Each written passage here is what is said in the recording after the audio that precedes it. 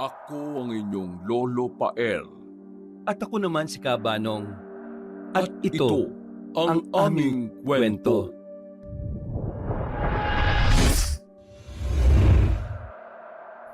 Ay, namiss ko ang simoy ng hangin dito sa probinsya. Mabuti naman at nakarating na ako. Nakakapagod magbiyahe. Ang bigat nitong dala kong maleta. Kasar. Bakit kasi dalawang dinala ko? Ay, nawawalan tuloy ako ng balanse. Dapat kasi hindi rin ako nagsuot ng may takong na sapatos. Mali na naman ako ng desisyon sa buhay. 10 taon na simula nang huling umuwi si Stella sa kanilang probinsya. Napansin niyang hindi pa rin nagbago ang lugar. Kahit ang kalsada ay hindi pa rin sementado. Kung gaano kaganda ang syudad malapit sa kanila, ay siya namang kabaliktaran ng kanilang lugar. Naglalakad si Stella nang mapatigil dahil nalito siya sa lilikuan. Kung kakaliwa o kakanan. Nakita niya ang matandang lalaki na nakatayo sa bandang unahan. Nakasuot ito ng sombrero. Nakangisi ito sa kanya at dumako pa ang tingin nito sa kanyang tiyan. Excuse me ho, Manong. Alam niyo po ba kung saan po ang bahay ni na Maylin at Greg? Teka lang po, saan po kayo pupunta? Manong! Ay, bastos naman ng matandang to. Bigla na lang akong iniwan. Hindi mo lang sinagot ang tanong ko. Ay, teka. May binatang papalapit. Sa kanya na lang ako magtatanong. Teka, parang namumukhaan ko siya. Si Josh ba yun? Tatawagin ko nga kung tamang hinala ko. Uy, Josh! Josh! Sino po kayo? Aba, laki mo na ah. Parang hindi pa rin nagbabago ang itsura mo kahit 10 taon na tayong hindi nagkikita. Pangit ka pa rin. Ho? Tungaw! Ate mo to! Si Ate Stella! Ikaw na ba talaga yan, Ate Stella? Oo nga! Hala, ang saya naman. Gumanda ka na. Huli kong naalala sa'yo, may sipon ka pa palagi kahit malaki ka na. Pinupunasan mo pa nga yung sipon mo gamit yung damit mo eh. Buwisit ka. Sa dami ng alaala, yan pa talagang sinabi mo. Saan ka pupunta? Bakit para kang ewan maglakad? Wala lang. Nagmumuni-muni lang ako tsaka nagbabaka sakaling may makitang pera. Asa ka pang may mapupulot kang pera? Uy, may mga pasalubong ako sa iyong pagkain oh. Mahilig ka sa tsokolate, di ba? Perfect tong mga dala ko. Ayun oh, ang saya naman. O sige, akin na yung mga dala mo, ate. Ayusin mo ah. Kaya mo ba? Oo, kaya ko to. Ang taba mo na, ate ah. Buwisit na yan. Bakit ba pagtaba ang nakikita ng mga kamag-anak kapag nagkikita-kita, ha? Ganun talaga. Ang tangkat ko na, ate, no? Binata na ako eh. Ang pogi-pogi ko pa. Pinagsasasabi mong pogi. Sarat at malaki pa rin ang butas ng ilong mo. Kaya kita namukhaan eh. Hindi mo may tatangging gwapo ako. Akala ko, namalikmata lang ako nung makita kita eh. Pero ang laki mo na. Huli na ating pagkikita, 5 taon ka pa lang. Ngayon, binata ka na. Tuli na nga ako, ate. Gusto mo makita? Papakita ko sa'yo. Oh. Hoy, loko! Hindi ako interesadong makita ang ari-arian mo, no? Kadiri ka. Ate, bakit bigla kang umuwi? Alam po ba ito ni nanay at tatay? Di pa nga eh. Kasi, surpresa ang pagpunta ko dito. Gusto kong makita yung gulat sa mga mata nila. Ay, ano ba yan? Napakaputik pa rin ng daan dito. Hindi man lang ipaayos ng gobyerno. Alam mo, bata pa lang ako, nirereklamo na to. Kailan ba nagkaroon ng pake ang gobyerno sa lugar natin? Kapag nagkaroon sila ng pake, ang tawag doon, himala. Pero ang totoo, ate, bakit ka nga umuwi? Bakit ba? Parang ayaw mo umuwi ah. Kasi sabi mo nung bata pa tayo, uuwi ka lang dito kapag may sarili ka ng pamilya eh. Hindi ba pwedeng magbago ang isip ko? Tsaka na-miss ko kayo eh. Nakakapagod mamuhay sa Maynila pati simoy ng hangin nakakamatay. Dito sa lugar natin, ang presko ng hangin. Yun talaga maganda dito. Tsaka dito, libre ang dagat at ilog. Hindi yung nagbabayad pa ako na mahigit 200 makaligo lang sa pool na. Ay naku, Diyos ko, ayoko na lang talaga magkwento pa. Buti, alam mo pa ang pagpunta rito. Oo naman, ako pa ba? Yun nga lang, hirap bumiyahe. Sobrang tagal. Hindi pa ako kumakain. Nagugutom na ako. Kapag wala pa naman akong kinain, nagloloko ang tiyan ko. Hayaan mo, lulutuan kita ng pagkain pag uwi natin. Aba? Marunong ka na magluto? Oo naman. Hindi lang marunong, masarap pa. Kasing sarap ko. Kadiri, gwapong-gwapo sa sarili. Kamusta naman kayo dito, Josh? Sakto lang. Nakakaraos sa pang-araw-araw at gumigising pa rin akong gwapo. Isisingit na talagang gwapo siya, ha? Di ka ba kinikilabutan? Hindi pa naman. Yan, malapit na tayo. Bahay natin yan? Oo, ayaw mo ba? Ilipat ko na lang. Baliw. Aba, nag-improve ang bahay natin. Nakakatuwa naman. Yung kalahati ng pinadala mo, iniipon ni tatay tapos pinapais niya ng bahay. Si tatay ang humahawak ng pera? Oo, kasi gastador si nanay eh. Teka, bakit may mga tao sa harapan ng bahay natin? Yan ba? Kilala mo naman si nanay. Mahilig siyang makipagkwentuhan sa kung sino. Itong tapat ng bahay natin tuwing umaga, lugar ng mga tsismosang kapitbahay natin dyan. Trabaho nilang mag-report ng mga nakikita nilang pwedeng sirain sa tao. Pati ba naman dito may tsismosa rin? Ikaw nga palagi ang topic dyan eh. Pinagmamalaki ka niya dahil nakatapos ka ng kolehiyo at tinutulungan mo kami. Dahil sa'yo, may manuka na tayo ate. Hindi ba may mga restaurant at kainan malapit sa resort sa kabilang isla? Dumadayo pa sila dito para bumili ng mga manok. O hindi kaya mga itlog sa atin. Kaya hindi kami nawawalan ng pera dahil may mga pampaswerte kami. Mabuti na lang at may naipundar tayo. Ang saya naman. Plano nga naming magpatayo rin ng baboy yan eh. Kasi nagtatanong yung mga suki natin kung may tinda rin bang baboy. Para sa atin na lang din daw sila kukuha. Ba, magandang ideya yan. Makapag-ipon nga para matupad natin yan. Hindi pa yata nila tayo napapansin. Tingnan mo yung mga tawanan nila oh. Parang walang bukas. Malamang, may nilalait na naman silang kapitbahay. Ang problema kay nanay at sa mga tropa niya, masyado siyang mapanghamak ng tao. Palagi niya kinukumpara yung mga anak ng kapitbahay natin sa'yo. Kaya ang iba dyan may lihim na galit sa kayabangan niya Pero masaya kapag may inaalipusta din sila. Grabe naman si nanay. Hindi niya dapat ginagawa yun. Tay! Tay! Josh! Anong problema? Ay! Stella? Mano po, nay? Ang anak kong successful sa buhay! Ay, naku, kawaan ka ng Diyos. Bakit nandito ka, Stella?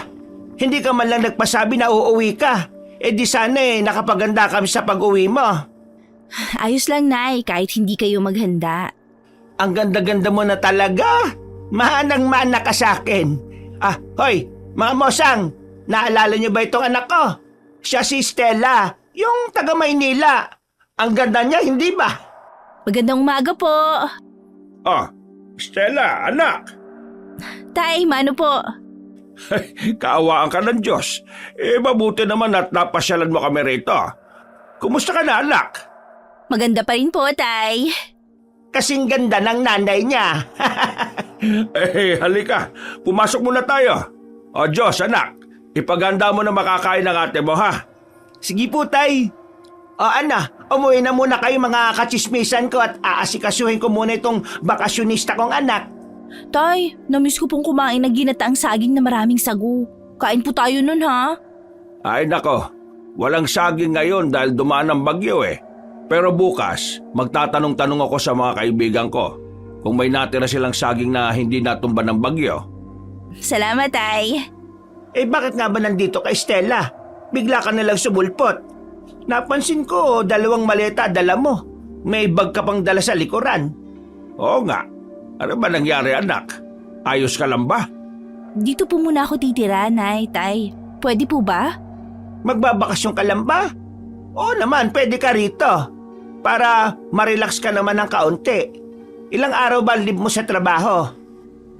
Hindi po ako nag-leave. Wala na po akong trabaho Ano? Ha? Bakit? Anong nangyari?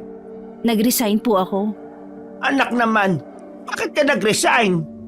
Hindi na po ako masaya sa trabaho ko Yun lang? Yun lang ang dahilan mo? Abay, hindi pwede yan. Kailangan magtrabaho ka sa Manila. Paano mo kami tutustusan yan? Hindi ka na makapagpapadala ng pera. Ayoko pa po. Gusto ko pong magpahinga. Sige na po, Nay. Huwag ka mag-alala. Babalik din po ako na Maynila para magtrabaho. Pero ngayon, papahinga po muna ako. Ha? Ay naku, ikaw na bata ka oh. Hindi ka pwedeng tamarin sa buhay mo. Aray ko naman, Nay. Ang sakit naman ng hampas mo. May kasama pang kalmot ng kuko. Maylin, ano ba? Kailangan ba talagang palagi kang mamisikal? Hoy, ikaw Greg huwag kang kumakampi dyan sa anak mo. Umalis ka nga. Hindi lang yan ang aabutin mo kung hindi ka magsasabi sa akin ng totoo. Bakit ka nag-resign? Alam mong ikaw lang ang inaasahan ng pamilya natin eh. Wala tayong mapapala kung aasa lang tayo sa kakarampot na kita ng tatay mo sa mga alagang hayop at pagtatrabaho sa asinan. Grabe ka naman magsalita sa trabaho ko. Eh, ang trabaho ko nga bumubuhay sa atin noon eh. Bumuhay? Sa bagay, tama ka naman. Sapat lang ang sahod mo para hindi tayo tuluyang mamatay. Kung hindi dahil sa negosyo natin, matagal na tayong patay. Ang sahod mo, kulang pa sa mga bisyo mo. Nay, relax ka lang. Paano ako magre-relaxong yan ang ibabalita mo sa akin, ha? Ikaw talagang bata ka, oh! Aray, Nay! Grabe naman na sa bunot. Talagang hanggang anit eh. Tama na sabi, Maylin. Pwede ba? Huwag kang makisawsaw sa usapan namin mag-ina. Bakit hindi ako makikisawsaw eh? Anak ko yung sinasaktan mo. Wow! Ang galing mo naman pala. Wala tayo sa drama para umaktok ang ulirang ama, ha? Alam nating lahat ng kapitbahay, maging si Stella, na hindi mo siya kadugo. Ako lang ang kadugo niya. Wala kang karapatan sa kanya. Nay, huwag naman po kayong ganyan kay tatay. Kahit hindi ko siya kadugo, mas siya pa ang umuunawa at nagmamahal sa akin. Iiyak na ba ako sa makapanindig balahibo mong kwento? Tigilan niyo ako. Hindi ako tatablan yan. Ikaw talagang bata ka, Aray, Nay! Masakit pong pingot niyo sa tenga ko. Ay wala akong pakialam. Kung kailangan kitang kalad ka rin gagawin ko. Bukas na bukas, ha? Umuwi ka sa Maynila at maghanap ka ng trabaho. Maylin naman. Okay lang po ako, Tay. Aray! Aray! Ako, hindi okay. Kaya wag niyo akong inaaliw. Nay naman eh. Maylin, He, manahimik ka. Ikaw, yung utak mo, hindi mo talaga ginagamit. Anong naisip mo't umuwi ka sa lugar na ito? Naku, anak, binigyan na kita ng oportunidad na makalis sa miserableng buhay. Bakit ka pa bumabalik? Ayokong bumalik sa dating kalagayan ko. Kaya umuwi ka ng Maynila at maghanap ka ng bagong trabaho doon at doon ka tumira sa tiyahin mo. Magtatrabaho pa rin naman po ako. Magbabakasyon nga lang. Babalik naman din po ako agad eh. Kailangan ko lang ng pahinga ng 6 na buwan. Besting pahinga yan. 6 na buwan talaga? Ganong katagal kang magiging tambay? Tsaka may kailangan po kayong malaman. Ano pa? ano ba yun, anak? Buntis po ako. Ano? Buntis ka? 3 buwan na. Kaya 6 na buwan lang po ang kailangan ko at babalik na ako sa trabaho. Magkakaapo na po kayo. Ay siraulo kang bata ka! Ha? Aray, Nay naman! Nasasaktan ako eh. Bayulente masyado. Kakalbuhin kitang bata ka! Hindi ka nag-iisip eh! Nagpabuntis ka na lang bigla, ha? Ginagalit mo talaga ako? Masakit na po, Nay, ha? Aba, lumalaban ka na sa akin? Dati hinahayaan mo lang akong sabunutan ka, ngayon umaalma ka na? Hindi na ako bata para saktan at pagsabihan nyo. Aray! Aba talagang... Bitiwan mo nga siya. Alisin mo yung kamay mo sa buhok ng anak ko. Sige, magkampihan kayo! Hindi po ba kayo natutuwa na magkakaapo na kayo? Stella, halos 3 taon pa lang simula nang matapos ka ng kolehiyo. Hindi pa nga namin nababawi ang mga gastos namin sa pag-aaral mo. Tapos magpapamilya ka na kagad. Dapat kami muna ang prioridad mo. Si Diyos, dapat tinutulungan mo muna mag-aral. Hindi yung nagpabuntis ka na kagad. Kung gusto nyo magtrabaho ako, tulungan kayo, kailangan din ninyo akong tulungan. Ay nako, buwisit ka talaga. Nanggigigil ako sa'yo, bata ka. Sino nga man ang batang yan, ha? Sumagot ka. Hindi na yun mahalaga, Nay. Inalis ko na siya sa isip ko. Anong hindi na mahalaga? Talagang kakalbuhin kita! Tama na, Nay. Kahit anong sabunot mo sa akin, hindi na magbabago ang kapalaran ko. Buntis na ako. Tanggapin mo na lang yun. Ito nagpabuntis! Akala mo ganun lang kadali bumuhay ng anak? Ang tanga-tanga mo! Sino nga man ang batang yan? Dapat kanyang panindigan! Hindi ho pwede. Anong hindi? Hoy, Stella! Hindi madaling bumuhay ng sanggol! Nasaan ang lalaking yon? Dapat doon mo isiksik ang sarili mo hanggang sa matapos ka makapanganak! May iba ho siyang pamilya. Stella, totoo ba yan? Ano? Hindi ka mo pwedeng magsama kasi may sarili siyang pamilya. Ibig sabihin kabit ka? Hindi na po mahalaga. Ay, Diyos kong batang to! Nanira ka pa ng pamilya tapos ngayon nasira ka na rin dahil hindi ka paninindigan! Diyos ko po naman! Kaya nga po, huwag niyo na pong hanapin. Hindi ko rin naman siya kailangan. Diyos! Isara mo nga ang bintana! Sumisilip yung mga chismosa!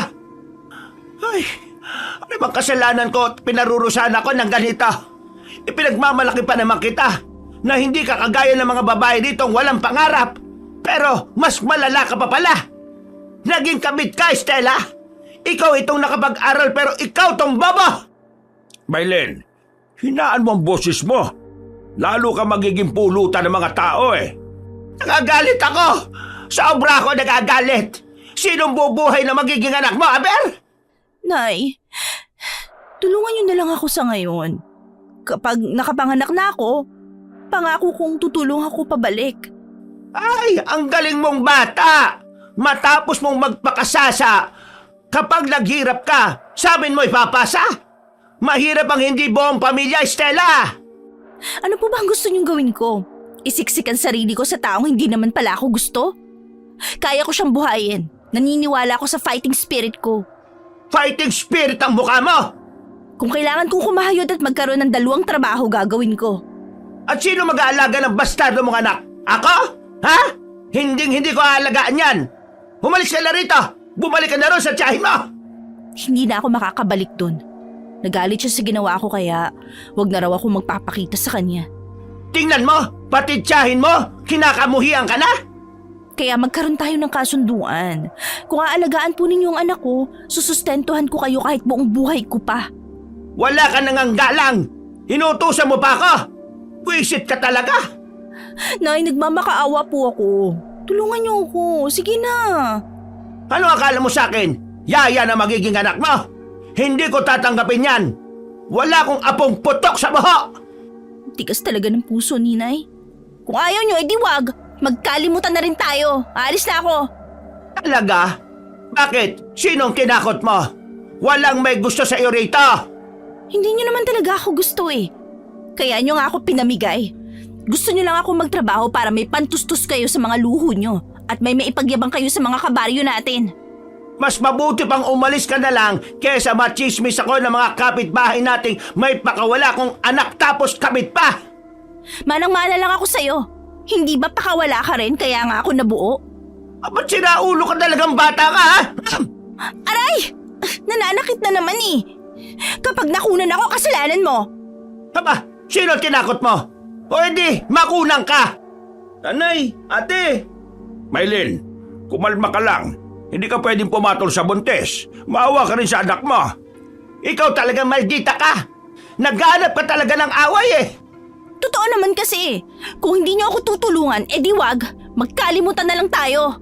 Josh, kunin mo nga ang maleta ko. Aalis na ako. Anak, hindi. Huwag kang aalis. Tutulungan ka namin.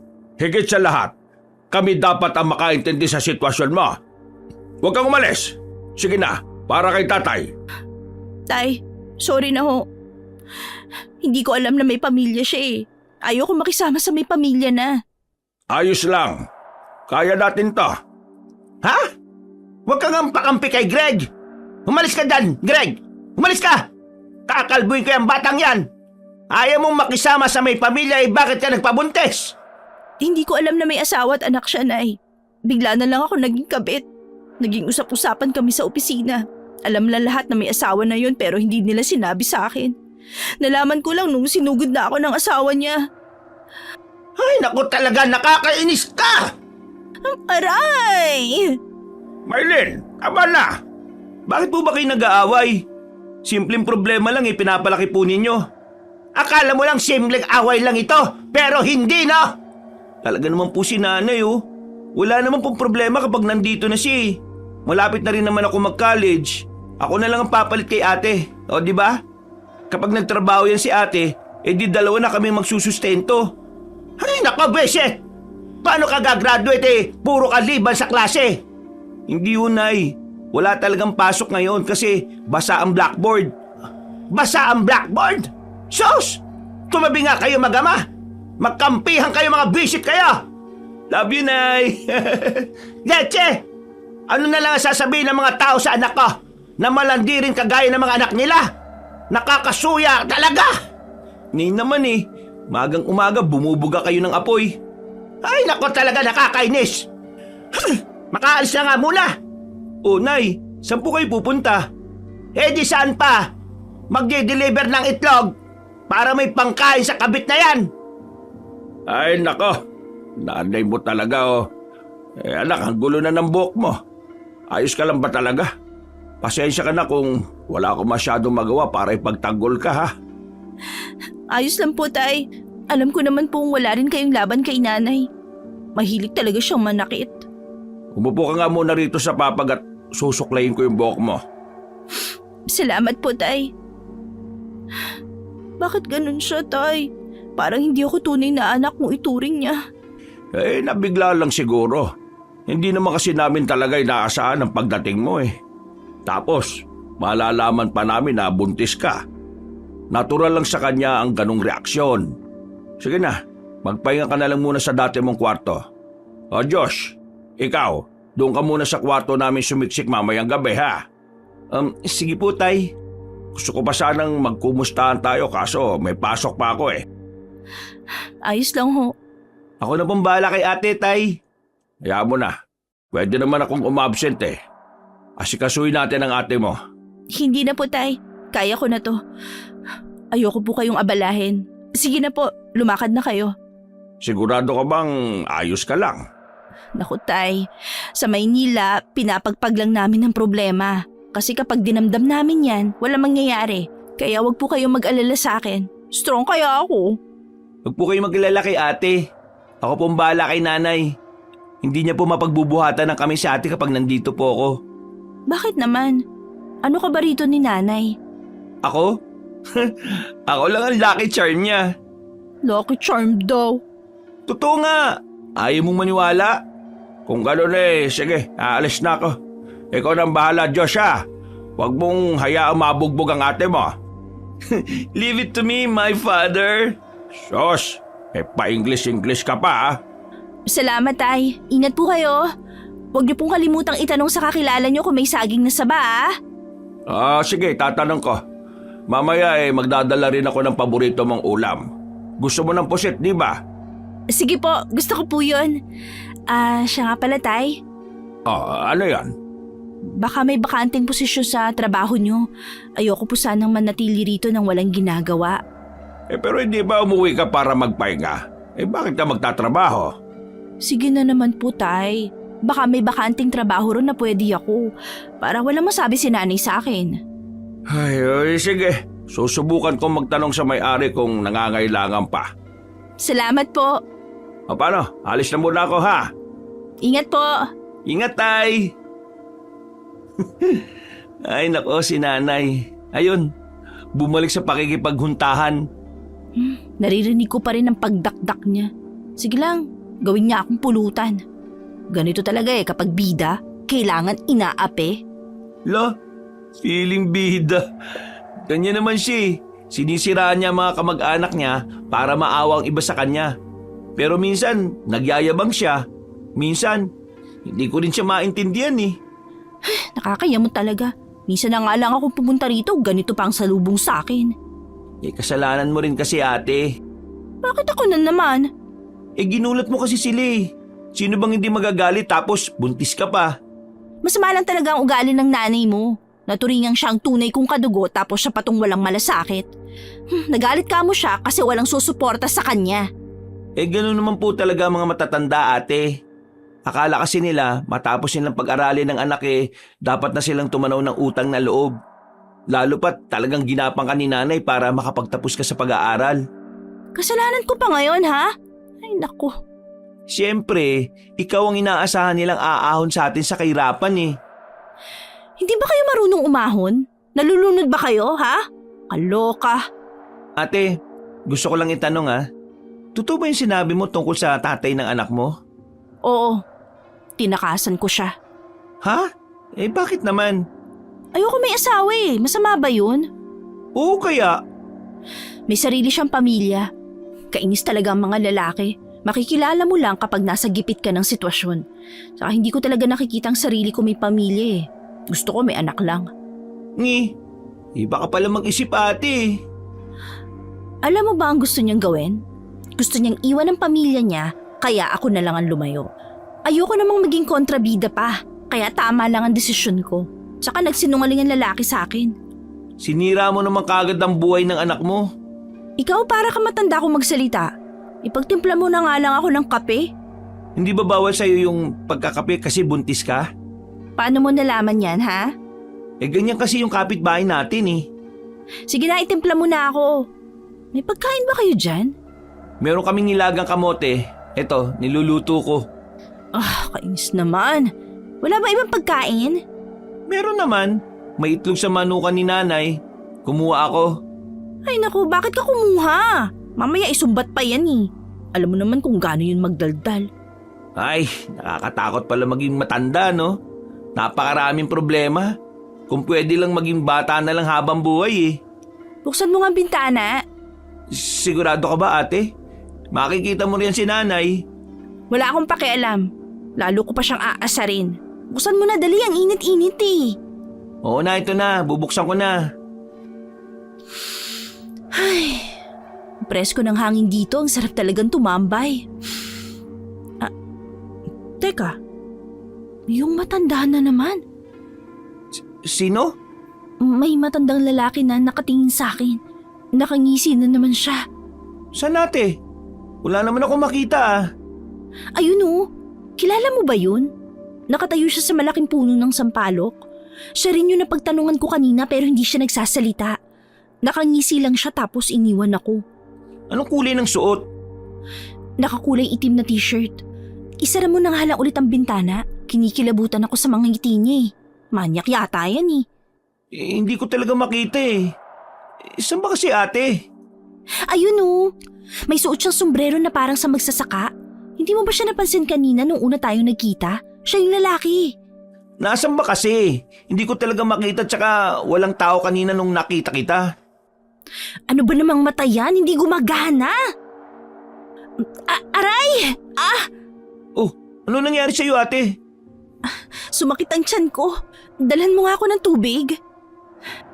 Sige ate, sasara ko na lang din yung bintana. Diyan ka lang babalik ako.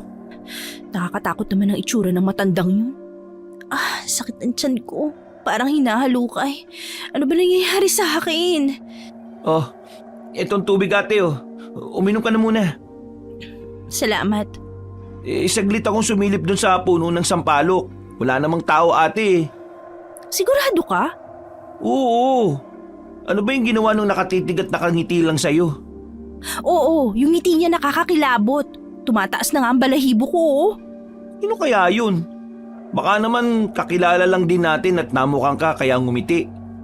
Josh, kung nakita mo ang ngiti niya, hindi yun ngiti ng masaya sa pagkita sa akin. Parang ngiti yun ng may masamang balak. Ang tanda-tanda na mukhang hinahatak pa rin ng kalibugan. Mamaya ate, magtatanong ako sa ibang tao kung may kakilala silang ganun ng itsura. Wag na, babayaan mo na lang. Ang importante, walang ginawang masama. Sige, sabi mo Matulog ka na sa kwarto mo ate. Ano, sasamahan pa ba kita? Ayun lang Yun nandun na rin yung gamit mo. Hello, alam ko yan. Dati ko yung kwarto. Naging kwarto mo lang yan nung umalis ako Kumakamot ulo ka pa dyan. Bahala ka na nga ate. Bababa lang muna ako Baka utusan ako ni nanay Sige na, magpahinga ka na lang muna. Oo, salamat Josh. Walang araw na lumagpas na hindi nakatikim si Stella ng pagbubunganga ng kanyang ina.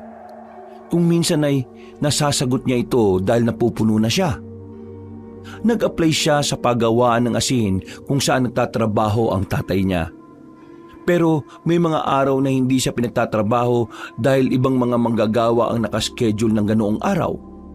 Partikular ang Sabado at Linggo. Araw ng Sabado, dahil wala siyang pasok, nagpasama siya sa kapatid para maglakad-lakad. O ate, saan mo ba gusto pumunta? Kanina pa tayo naglalakad, parang wala naman tayong nararating eh. Samahan mo nga lang kasi ako maglakad-lakad. Ayoko kasing mapirmi sa bahay eh. Dahil ba kay nanay? Alam mo, yung nanay mo siguro hindi na yun dinadatnan. Palaging mainit ang ulo eh. Akala mo may umaaway sa kanya lagi. Ako laging nakikita. Ay nako. Sa totoo lang ate, hindi ko rin talaga kayo maintindihan eh. Umaga, tanghali, hapon, gabi, kahit madaling araw eh, nagtatalo kayo ni nanay basta makita kayo sa loob ng bahay. Hindi mo na sana pinapatulan si nanay. Kaya kayo lalong nag-aaway eh. Paano hindi ko siya papatulan? Ay puro siya parinig at pagbubunga nga. Akala mo napakatagal ko nang nakatambay sa bahay. Ilang araw pa lang naman at saka nagtatrabaho naman ako ah. Ay nako ate, ewan ko na rin talaga sa inyong dalawa. Maiintindihan mo ako kapag natapos ka na ng pag-aaral at ikaw na rin ang nagpapadala sa kanya. Si nanay gusto na lang ng pera at wala siyang pakialam kung magkakandakuba ka na sa trabaho basta siya ang binubuhay mo. Hindi naman siguro ganun si nanay. Sabi ko naman sa'yo ate, hindi ako magagawang awayin nun dahil ako ang lucky charm niya. Sus, lucky charm. Kung ikaw ang lucky charm, ano naman ako? Ako ang malas sa buhay niya, ha? Ganon. Swerte kasi ako sa negosyo niya. Nakita mo ba ate kung gaano karaming nabebenta niyang itlog at manok? Ganong kalakas ang charm ko. Ay naku, tumigil ka na nga. Ikaw na ang swerte, ako na ang malas. Lumalago naman pala ang negosyo niya eh. Bakit hindi pa rin siya yumayaman at sweldo ko pa rin ang inaasahan niyo? Ganito kasi ate, ang swerte, darating yan sa taong nararapat. Ang swerte ni nanay, dahil lang sa akin. Pero kung wala ako, nako, matagal na siyang nalubog. Tsaka, nag-iipon siya para pangkolehiyo ko. Sus, bahala ka nga sa buhay mo. Alam mo, sa Maynila, hindi totoong salitang swerte. Nagiging maalwan ang buhay ng ibang tao dahil sa panlalamang ng kapwa. Kapag binabanggit mo ang Maynila, parang gusto ko na rin magpunta ron eh. Pero yung mga kwento mo, parang hindi masaya. Nakakatakot ba ron ate? Nakakatakot kapag wala kang pera kasi hindi ka mabubuhay. Lahat ng bagay ron may kapalit dapat na pera. Kaya yung sinasabi mong swerte, baliwala yan. Talaga ba ate? Ibig sabihin, mahirap ang buhay sa Maynila? Sobrang hirap. Akala mo lang madali pero hindi. Uy, tingnan mo ang bahay na yun oh. Ha? Saan? Yun oh, ang daming punong mangga sa bakuran. Kaninong bahay yan? Hindi ko rin matandaan eh. Isa o 2 beses ko lang nakita ang may-ari niyan. Mahigit 5 taon na rin simula nang itayo yan. Ang sabi may pamilya na titira dapat dyan kaso hindi natuloy. Kaya ginawa na lang rest house. Ang madalas dyan yung mga caretaker. Maganda ang bahay tapos napapaligiran ng puno. Wow! Tingnan mo ang isang puno mangga na yun oh. Ang hitik niya sa bunga. Halika, lapitan natin. Uy, ate! Dahan-dahan sa pagtakbo. Baka nakakalimutan mong buntis ka. Oo nga pala. Na-excite kasi ako sa mga mangga eh. Oh, saan ka ba pupunta? Doon nga sa puno na may maraming bunga. Sandali! Hintay mo ko! Bilisan mo! Ganda! Parang ang sarap kumain. Pwede kaya tayo manghingi? Subukan mong manghingi ate. Baka pagbigyan ka kasi buntis ka naman. Tao po! Tao po! Pwede ho ba makahingi ng bunga ng mangga? Tao po! Wala yatang tao, Josh. Sayang naman. Hindi tayo makakahingi. Tingnan mo, oh. Ang swerte natin. May panungkit sa gilid. Teka, may mga sanga na mababa lang. Pwedeng abutin. Uy, ang galing naman ng punong to. Ate, ano ka ba? Bakit ka pumitas ng bunga? Gusto kong kumain eh. Ang sarap. Hindi siya masyadong maasim. Pahingi po. Pumitas ka kahit hindi tayo nakapagpaalam? Naku po. Wala namang may-ari eh. Sa puno ako nagpaalam. Hello puno, pahingi ha. Kukuha pa ako ng marami para may makain ako sa bahay. Ate, grabe ka na. Bawal yung ginagawa mo eh. Hindi mo yan tanim, no? Ay, ang sarap! Hindi ko mapigilan ng sarili kong kumain, Josh. Parang ito na ang pinakamasarap na hilaw na manggang natikman ko. Ate, ang kulit mo naman. Tama na kakapitas, no? Sandali. Ano yun? Naku po, ate. Bitiwan mo yung mangga. Ay, ano ba? Bakit mo ba ako pinipigilan? Nalaglag tuloy yung kinakain ko. Pasaway ka naman eh. Si ate ang tigas talaga ng ulo. Sinabi nang tumigil ka ni. Huwag ka nang kumain yan. Bakit mo ba ako pinipigilan? Kakayamot ka na ah. Saka tingnan mo nga, nahuhulog lang ang mga bunga. Sayang naman. Nakita ko yung babala. Babala? Ano sinasabi mo? Ayun oh. Saan? Nakikita mo ba yung mga sanga na yon? Yung mga nakataling maliit na bote? Oh, bakit? Anong meron dun? Ang sabi ng mga matatanda rito, kung minsan nilalagay yan sa mga puno para walang kumuha ng bunga. Bakit? Ano raw ba yan? Nakita mo ba ate yung maliit na papel sa may bote? Oo, nakikita ko. Orasyon yan. Orasyon? Orasyon daw yan para sa mga taong magnanakaw ng bunga ng puno. Ano ba yan? Naluwa ko tuloy yung kinakain ko. Nananakot ka naman eh. Hindi ako nananakot ate, totoo yun. Kapag hindi ka nagpaalam sa may-ari at kumuha ka ng bunga, makakaranas ka ng matinding sakit ng tiyan. Kaya tigilan mo na yan, buntis ka pa naman. Ay naku, ikaw talaga. Ang lawak ng imahinasyon mo. Totoo nga sinasabi ko, bakit ba ayaw mo maniwala? Hindi naman totoo yan, Josh. Nagpapapaniwala ka sa mga matatanda. Ay, sarap, sobra. Sobrang asim. Gustong-gusto ko ang pagkaasim nito. Maniwala ka nga sa akin ate. Sige ka, kapag sumakit yung tiyan mo, hindi kita iintindihin. Bunso, kahit papaano, lumaki rin naman ako dito. Ni minsan hindi ako napahamak dahil lang sa maliit na boteng may papel sa loob. Panakot lang yan ng mga matatanda para hindi mabawasan ang bunga ng puno. Hawakan mo nga itong napitas ko, kukuha pa ako ng iba.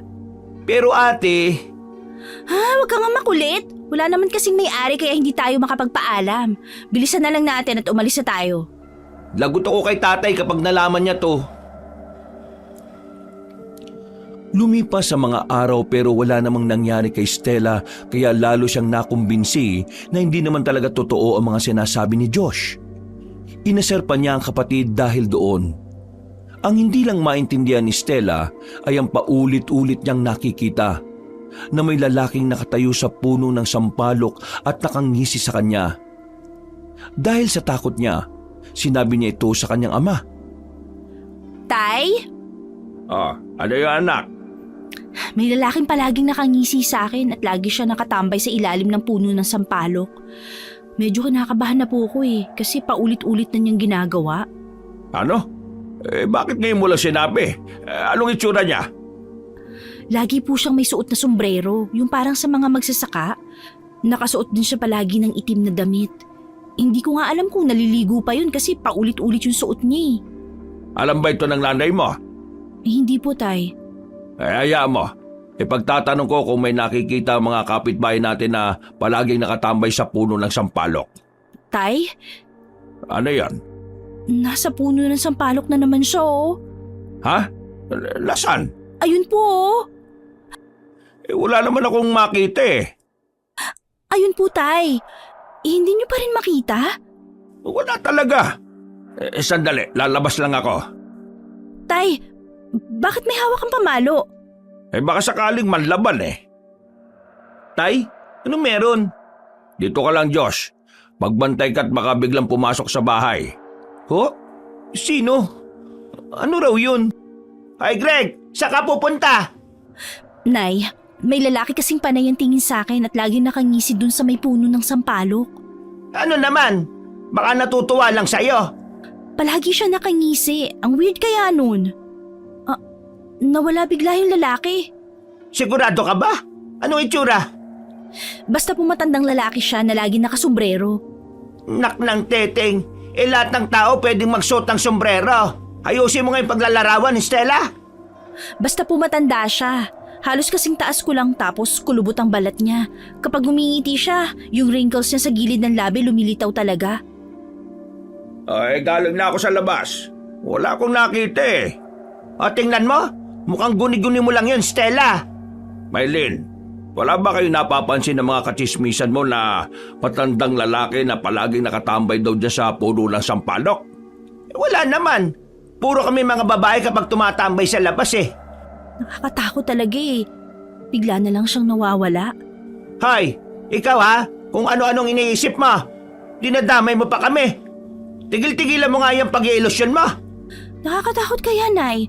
Paano kung bigla na lang akong sugurin noon at saksakin? Mukhang baliw na yun eh.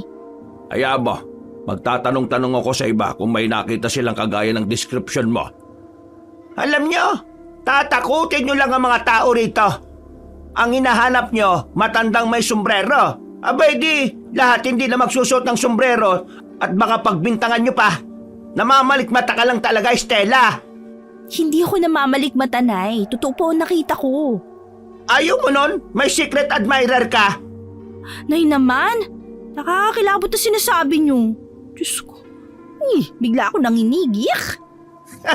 Magpasalamat ka at may nakakagusto pa sa'yo. Sige na, matulog ka na. Kerengking ka naman, di ba? Gusto mo yung ganyan? Kumabit ka nga sa may asawa eh. Mula noon ay nagmatsyag na rin ang kanyang ama para mahuli ang nagpapakitang lalaki. Isang gabi, may naririnig si Stella na pagaspas ng pakpak ng tila malaking ibon. Kasabay nun ay ang pagsakit ng tiyan kaya napabangon siya. Pumunta siya sa banyo. Ilang minuto siya roon pero hindi pa rin nawawala ang sakit ng tiyan niya. Ano ba? Hindi naman ako nadudumi. Kakainis. Bakit masakit ang tiyan ko? Ayan na naman ang pagaspas ng ibon. Bakit kaya may ibon sa bubong? Kakayamot naman. Kalabas na nga lang ng banyo. Ay, walang kwenta. Naudot lang ang tulog ko sa wala. Kawawa naman siya. Ha? Ano yun? Parang may naririnig ako nagsasalita. Parang nanggagaling sa kusina. May gising pa siguro. Masilip nga kung sino. Pero nakakaawa pa rin siya. Bakit ka maaawa sa kanya? Kasalanan niya rin yun. Ano raw? Parang ipit na boses ang naririnig ko. Nagtatawanan pa. Parang ako ang pinagtatawanan ng mga to ha. Sandali nga, nakita ng nahihirapan ng tao tapos ganyan pa sila? Humanda sila sa akin. Pero sino namang gagawa niyan? Tulog naman ang mga kasama ko dito. Tsaka parang maliliit na boses ang naririnig ko. Kailangan ko makita kung sino o ano siya. Baka pinagtitripan lang ako ng kapatid ko. Naku, humanda talaga siya sa akin. Pero nakakaawa pa rin siya. Kung sa bagay. Ano yung mga nasa ibabaw ng mesa? Namamalikmata lang ba ako? Bakit may maliliit na tao may suot na patulis sa sombrero? Minarkaan na siya ng aswang eh. Kaya nga inaalagaan ng aswang ang sanggol na sinapupunan niya para kapag dumating na sa hustong buwan, kakainin na niya. Anong klaseng mga nilalang kayo? Bakit kayo nagsasalita? Dapat kasi, hindi na lang siya umuwi rito, hindi ba, Bintay? Kaya nga Panaginip lang ba to? Bakit may ganito ako nakikita? Hoy! Naririnig niyo ba ako? Sa tingin mo, matatalo kaya niya ang aswang o makakain ng anak niya? Sa tingin ko matatalo siya. Dalawa silang makakain. Tingnan mo itsura niya oh. Nanlalaki ang mga mata niya na nakatingin sa akin. Sino ba kayo? Naiinis na ako. Bakit hindi niyo ako pinapansin? Lalo sumasakit ang tiyan ko sa inyo eh. Kayo siguro may gawa kung bakit sumasakit ang tiyan ko. Pinaglalaroan niyo ba ako, ha? Inakausap niya tayo, Bintay. Nanlalaki ang mga mata niya eh. Matatakot na ba ako? Kunwari hindi mo siya nakikita. Kunyari hindi natin naririnig. Kunyari natatakot tayo. Hindi. Panaginip lang to. Hindi to totoo. Walang maliit na nilalang. Tama. Sasampalin ko ang sarili ko para magising ako. Sa tingin ko talaga nananaginip lang ako. Stella, gumising ka na! Gumising ka na! Tingnan mo, Bintay. Nasubsob siya sa sahig dahil sa sarili niyang sampal. Loko ka, Tandoy. Ginamitan mo ng mahika para lumakas sa sampal niya, no? Akala ko ba naaawa ka sa kanya? Ang kulit niya kasi. Ano? Kaya naman pala ang lakas ng pagsampal ko. Mga salbahe kayo! Lalong lumaki yung mga mata niya. Pati ang butas ng ilong. Humanda kayo sa akin! Huhulihin ko kayo at pipigain ko hanggang sa mapipi kayo! Takbo na, Bintay! Kulit mo kasi! Aba, tatakbo pa kayo ha! Mahuhuli ko rin kayo! Ah, sakit. Sumasakit yung tiyan ko. Kainis naman! Habulin mo kami! Bleh! Aba, talagang kapag nahuli kita, humanda ka sa akin! Ang liksi nilang tumakbo. Pumasok pa sa ilalim ng lababo. Teka, ano yun? Bakit may malaking umbok ng lupa rito? Dito kaya sila pumunta? O anak, anong ginagawa mo? Ay, kalabaw! Tayo naman ginulat niyo po ako. Ay, pasensya na. Bakit ka nakasilip dyan sa ilalim ng lababo? Hinangat mo pa ang mga kortina niyan. Ano bang hinahanap mo? Tatay, hindi ka maniniwala sa nakita ko. Naku talaga. Ano bang nakita mo? Nagising ako sa ingay mo Sorry, Tay. Kasi may nakita ako maliliit na nilalang. May suot silang sombrerong hugis patulis tapos tumakbo sila rito. Itong punso, parang ngayon ko lang po ito nakita. Sa totoo lang, matagal na dyan ang punso. Hindi mo lang napapansin dahil nung tinayo ang bahay na ito, tinakpan namin yan. Sinubukan naming tanggalin pero sa tuwing gagawin namin nagkakasakit kami kaya hinayaan na lang namin dyan. Talaga po? Hindi kaya dahil sa dalawang maliit na taong yun? Marahil lang nakita mo yung mga duwending nakatira dyan sa punso. Alam din po ninyo tungkol sa mga duwende? Oo. Tuwing Biyernes inaalaya namin ang pagkain ng mga duwending nakatira dyan para hindi sila manakit. Ganun po ba? Kanina pinaglaruan nila ako. Nainis ako kaya hinabol ko. Wag mo na lang intindihin. Alam mo, swerte ang dala ng mga duwende sa tahanan natin. Kailanman hindi kami nagkasakit at kapag wala kaming pera may darating na trabaho. Kaya hindi kami gipit kahit papano. Kung pinansyal lang ang pag-uusapan Idagdag pa na may munting negosyo tayo na talagang maraming tumatangkilik. Kaya lumalago. Ibig pong sabihin mabait ang mga duwende na yan? Bakit kaya nila ako pinaglalaruan? Naiinis talaga ako. Nung makita ko lang ulit sila, talagang chichinelasin ko. Wag, Stella. Mahirap kapag gumanti ang mga duwende. Kaya hindi sila dapat kinakalaban. Baka natuwa lang sa'yo. Pero kasi... Tumayo ka na nga dyan. Kung minsan talaga mapaglaro ang mga duwende. Huwag mo na lang pansinin. Kaya ka siguro tinutokso dahil ngayon ka lang ulit nila nakita. Normal na siguro sa inyo, Tay, na magpakita sila. Parang hindi na po kayo nagtataka Oo, normal na. Kung minsan, yung mga napapansin mong may nawawalang gamit at bumabalik din makalipas ng ilang oras, sila ang may gawa nun. Ganun po ba? Sana hindi na po sila manakit kasi kung hindi, talagang pupukpukin ko sila ng tsinelas ko. Ay, sara mo na yung kortina. Halika na rito. Tay, bakit ho kaya palagi ako nakakarinig ng pagaspas ng ibon sa bubong? Meron po ba kayong alagang ibon na palaging nasa bubong o sadyang may dumadapo doon? Wala kaming alaga bukod sa mga manok. Ano kaya ang ibon na naririnig ko? Nagiging weirdo na ang lugar na to, Tay. Kanina sumasakit ang tiyan ko. Ngayon wala na ang ibon. Nawala na rin ang sakit ng tiyan ko. Masama ang kutob ko sa naririnig mo. Sa tingin ko inaaswang ka na. Tay naman, para ka rin yung mga duwende Sabi ba naman, inaalagaan ako ng aswang? Wala naman ang aswang sa panahon ngayon Kahit anong panahon pa yan, hindi sila nawawala. Ang mga aswang nakikibagay na rin ngayon sa takbo ng panahon. Hindi mo na makikilala kung sino ang normal sa hindi. Pumasok ka na sa kwarto mo't matulog. Mabuti pa suotin mo tong rosaryo sa leg mo. Sarado mo mabuti ang mga bintana mo Kahit anong ingay o kaluskos ang maririnig mo, huwag mong bubuksan ang mga bintana. Tay, ano ka ba? Hindi totoo ang mga aswang. Iniisip lang natin yun. Huwag ka lang makulit. Ang mga duwende nga nakita mo tapos hindi ka maniniwala sa aswang. Saka diba sabi mo, narinig mo sila na sinabi nila yun sa'yo? Ibig sabihin, totoo yun. Oo nga po, Tay, no?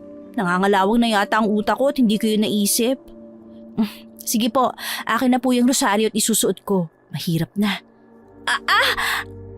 Sakit na naman ang tiyan ko. Masakit na naman ang tiyan mo. Ay, sandali. Umupo ka muna rito. Bibigyan kita ng maligamgam na tubig. Sige po. Mabutit may mainit na tubig sa termos. Ang sakit. Kanina akala ko gusto ko lang dumumi pero wala naman lumalabas. Inumin mo itong tubig. Sandalit gigisingin ko lang ang nanay mo. Baka meron siyang langis. Naku tay, wag na po. Mahirap na baka dumakdak na naman siya. Bala ko sanang mangingi ng langis niya tapos ihaplas mo sa tiyan mo. Baka nalamigan ka lang. Salamat talaga tay. Mabuti ka pa, mabait sa akin kahit hindi kita tunay na tatay. Wala yun, Stella. Wala yan sa kung tunay kitang anak o hindi. Basta sa paningin ko, anak kita. Ay sige na, bumalik ka na sa kwarto mo at lulutuan kita ng pagkain. Baka nagugutom ka lang din. Tatawagin na lang kita kapag luto na. Sige po. Tay, naririnig niyo po ba yun? Ha? Ano yan? Parang may biglang bumagsak sa bubong. Naririnig ko na naman ang mahinang pagaspas ng pakpak. Ganyan po, yung parati kong naririnig tuwing gabi. Dito ka lang, kukuha lang ako ng asin. Baka bigla siyang sumugod eh. Hindi po ako matatakutin pero kinikilabutan po talaga ako sa paraan niya ng pagtapak sa bubong eh. Parang may diin kasi at parang... Sira ulo yata yan. Parang tumatalon-talon pa siya. Nakakatakot ang huni niya, tay. Para siya nagagalit na uwak. Dito ka lang ha, itataboy ko lang yan. Wag na, tay. Sa tingin ko malaking ibon lang yan. Paano po kung saktan ka? Hindi yan. Magtiwala ka lang. Dito ka lang ha. Wag na wag kang lalabas. Opo. Ay, ano ba nangyayari sa lugar na to? Una, may weirdong lalaki. Tapos may duwende. Ngayon may malaking ibon sa bubong. Grabe nang nangyayari. May ilalala pa kaya to? Alis ka rito! Alis! Lubayan mo, pamilya ka!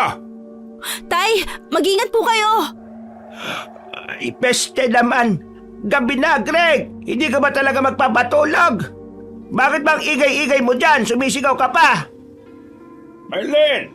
May aswang sa bubong natin! Ano? Nay, may malaking ibon sa taas ng bubong. Ano kung meron? Bakit ang ingay nyo? May malaking ibon, Josh. Parang galit na galit siya. Anak ng teteng. Yan na nga ba sinasabi ko eh. Buntis ka kasi, kaya tayo'y naaswang. Nanay, may aswang po. Narinig mo naman eh, nagtatanong ka pa.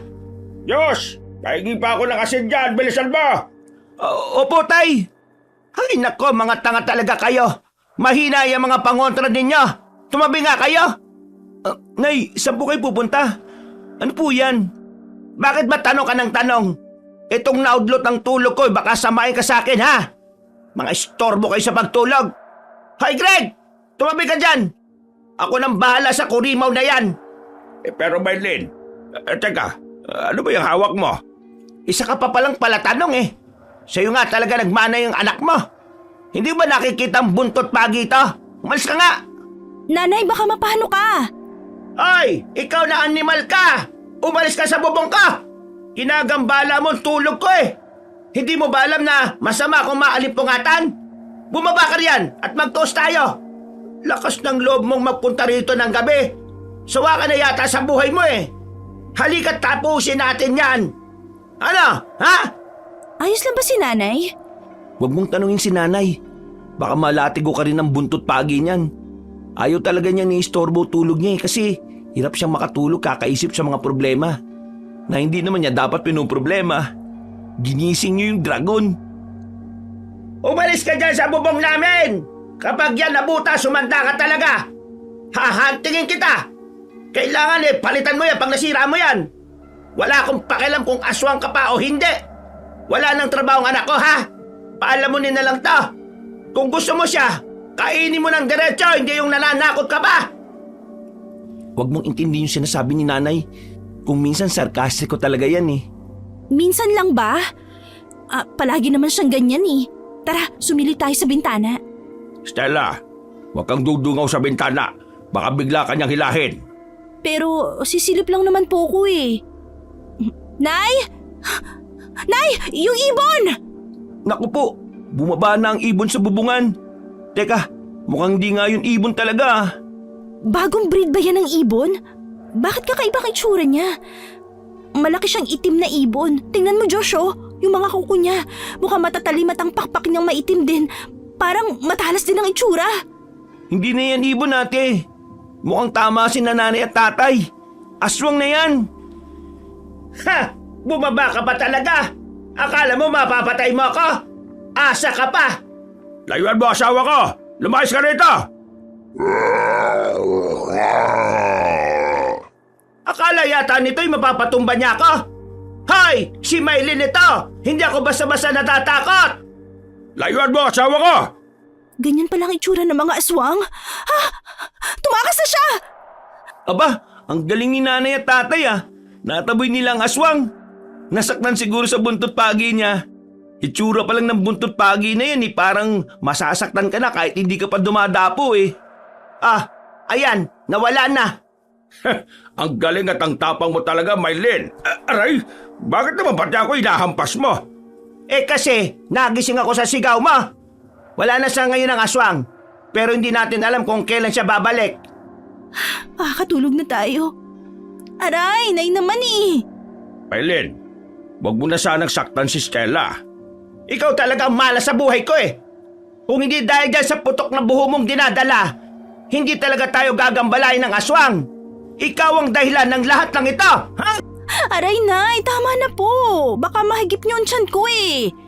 Eh ano naman, mas mabuti kang mamatay na yan eh. Maylin, mag-ingat ka naman sa mga pananalita mo. Apo mo ang dinadala niya. Bakit ka ba ganyan? Kasalanan ba ng anak mo na mabuntis siya? Tama na po, nay, tay. Tumigil na po kayo. Kayo ang tumigil na dalawa, kundi malilintikan din kayo sa akin. Hoy ikaw, pumasok ka na sa kwarto. Bilis! Ha? Nay, huwag niyo po ako itulak. Itutulak kita hanggat gusto ko. Maylin, ano ba? Huwag mo nga akong pangunahan. Uulitin ko lang ang sinabi ko noon, ha? Wala kang pakialam dahil hindi mo siya tunay na anak. Sige na, pumasok ka, bilisan mo! Nay naman, maawa naman po kayo sa bata kahit wag na lang sa akin. Naisip mo ba kami nung ginagawa mo ang bata na yan? Hindi naman, hindi ba?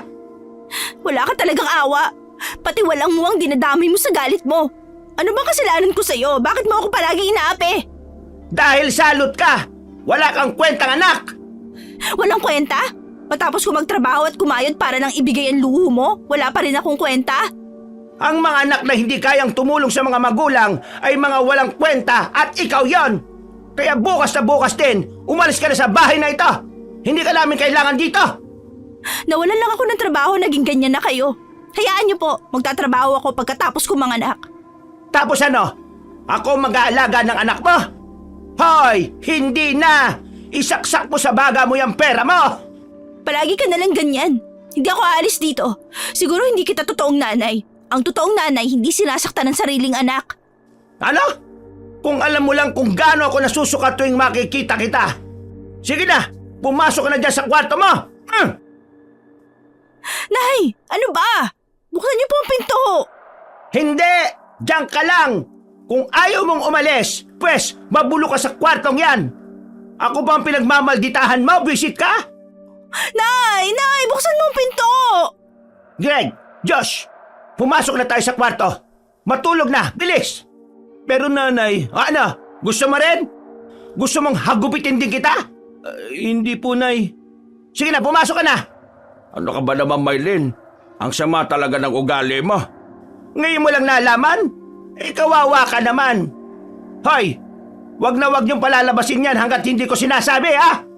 Nay, nasa inyo naman po yung susi kaya kahit nagustuhin namin, hindi namin mabubuksan yan. Ba't namimiloso po ka na naman, ha? Hindi po. Joke lang po yun, nay. Naku, mauna na nga kayo matulog. Mag-beauty rest na po kayo. Wala na. Ang pangit-pangit ko na dahil sa ate mo. Si Nay naman, niloloko ang sarili. Hindi naman siya maganda. Anong sabi mo dyan? Kinulong niyo na nga ako. Kinakalabog niyo pa ang pinto. Ay naku. Sira ulo ko talaga. Gusto pa yatang makatikim ang batang to, ha? Hindi ka ba talaga madadala, ha? Ano ba, Greg? Huwag mo nga akong pigilan. Tama na, tumigil ka na nga. Nay, sobrang OA mo na. Anong OA? Overacting. Para po kayong drama sa radyo eh. Puro na lang po galit ang nasa isipan nyo. Tingnan nyo bukas, baka puro bulok ang mga itlog ng manok ninyo. Ay nako, mga buwisit! Ate, ano, okay ka lang ba dyan? Masakit pa rin yung tiyan ko. Etong langis ni nanay oh. Sikreto lang natin to ah. Anong gagawin ko dyan? Ipahid mo dyan sa tiyan mo. Ang sabi, nakakagaan daw to ng pakiramdam. Sige, maraming salamat. Pasensya ka na, Stella ha. Hayaan mo, magluluto ko ngayon para makakain ka. Huwag na po, Tay. Baka pagalitan ka na naman ng perpekto mong asawa. Umiwas na lang tayo sa kanya. Itinulog na lang ni Stella ang sama ng loob sa ina.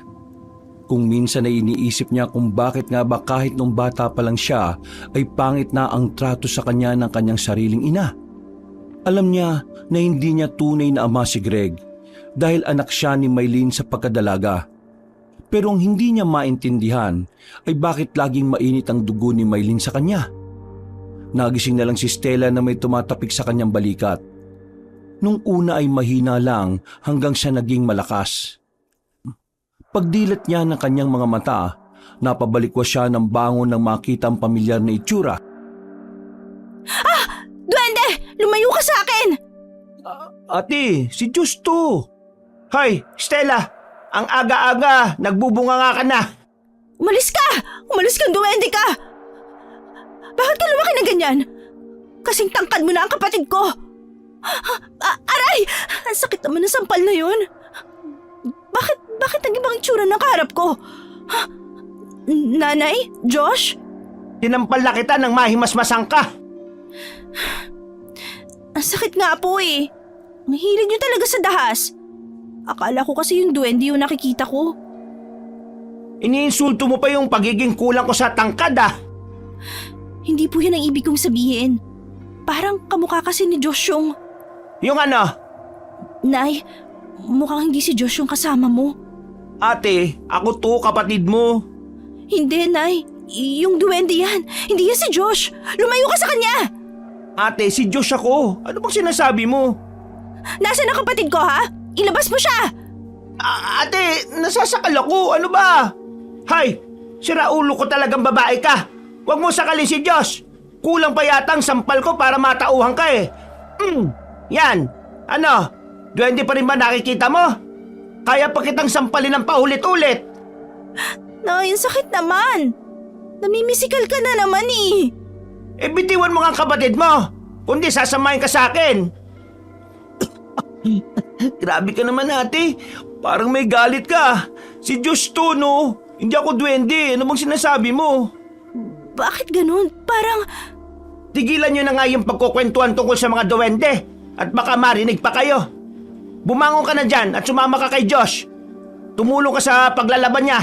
Hindi yung papanindigan mong paalamuning baboy ka lang dito sa bahay na ito. Ang aga-aga, yan agad ang sinasabi niyo sa akin. Hindi na po ba talaga mapigilan yung bunganga niyo? Oy, bakit? Akala mo prinsesa ka rito? Para sabihin ko sa'yo, hindi ka si Snow White na may mga alagad. Sinabi ni Greg sa akin na tinanggal ka na sa trabaho. Ano po? Bakit naman nila ako tinanggal? Sa akin mo itatanong bakit ako ba may-ari? Natural, hindi ko alam, di ba? Eh di sana inalam mo. Aray! Ano ba? Nanampal na naman eh. Ano kaya kung paduguin ko yung bibig mo? Ang hilig mong sumagot, wala ka talagang galang. Ikaw nga eh. Hindi pa ako kumakain ng almusal, bunganga mo na ang naririnig ko. Tsaka ayoko maglaba.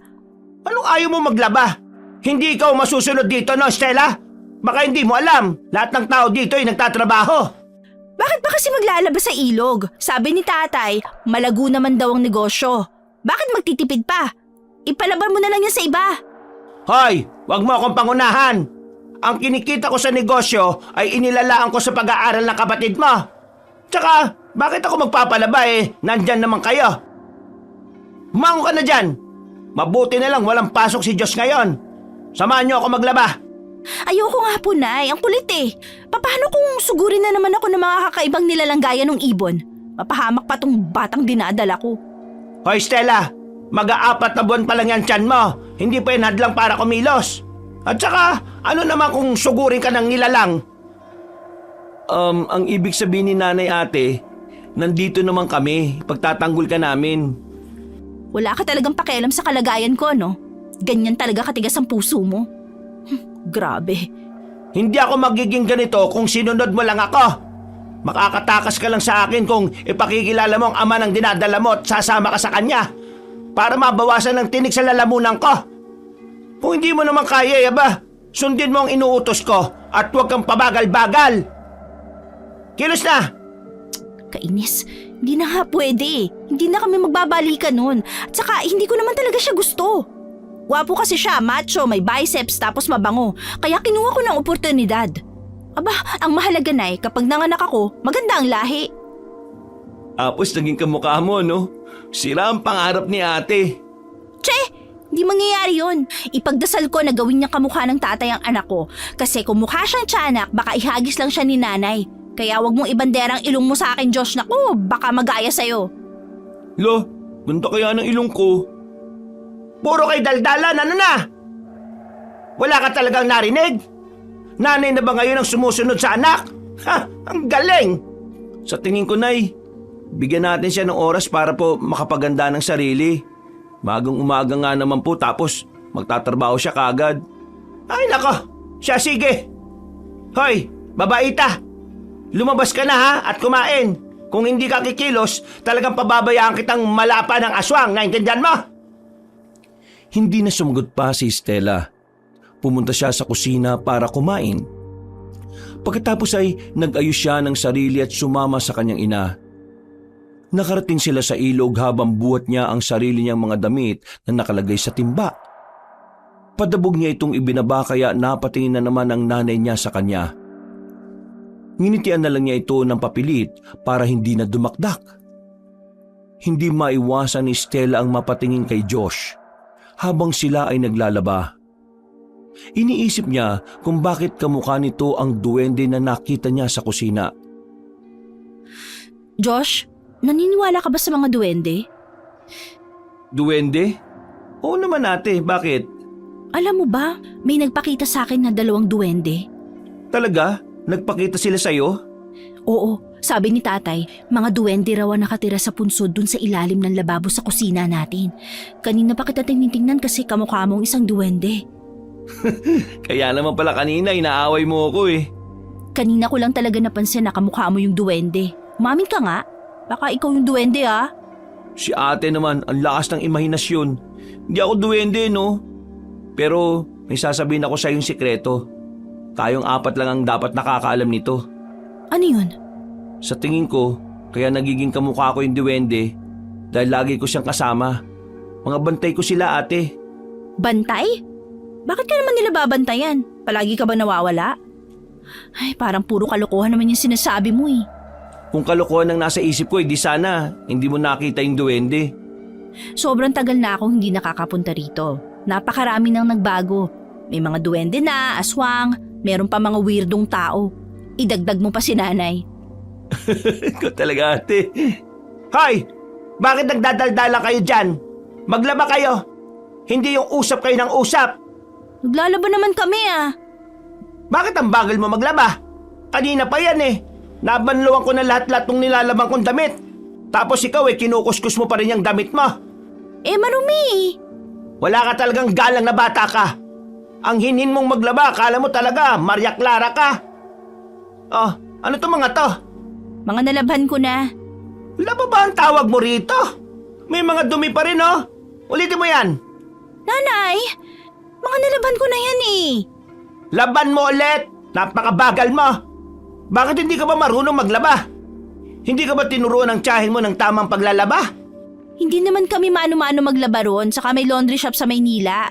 Doon kami nagpapalaba. Hindi po ako pinapagod ni Tia. Hindi ka pinapagod ng tiyahin mo? Di umuwi ka na sa kanya. Hindi pwede. Ang dami na niyang inaalagaan doon.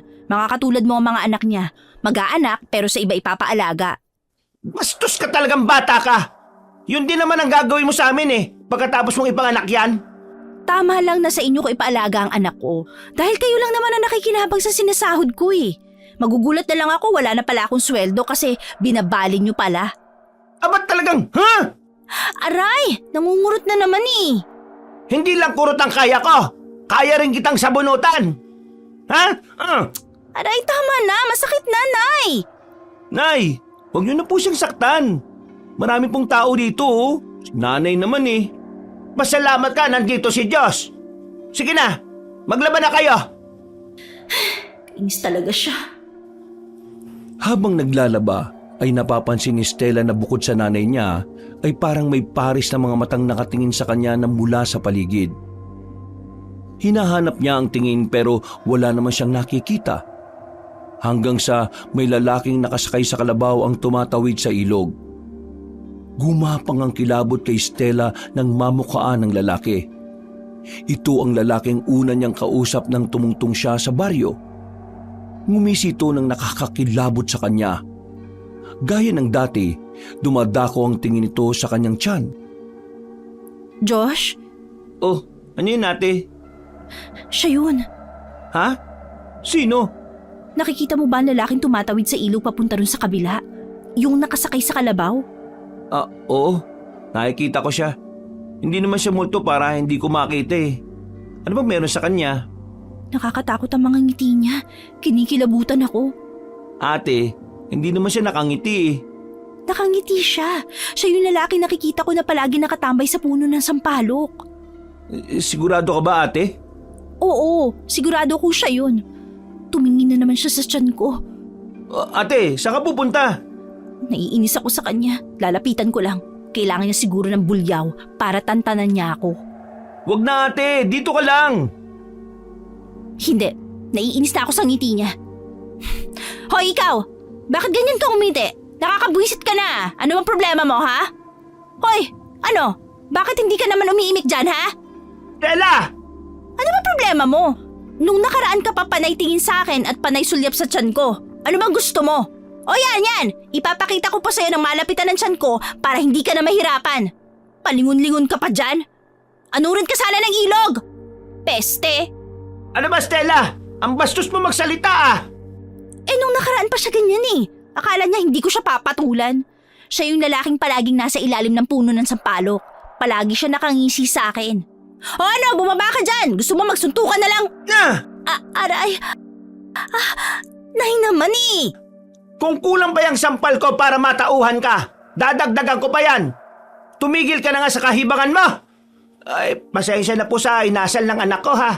Hindi ko talaga ito napalaki ng tama eh. Suwail ho talaga. Pasensya na Manong ah. Ano ba problema mo matanda ka? Manya ka siguro no? Hindi ka magtatagumpay sa balak mo! Ano ba Stella? Hindi ka ba talaga titigil? Ate, tama na. Nakita niyo ba kung paano siya ngumisi sa akin? Nakakadiri! Tamang hinala ka eh. Hindi naman siya nakangiti eh. Kanina pa nga siya seryoso at nakakapagtaka yung bakit ganyan yung asal mo sa kanya.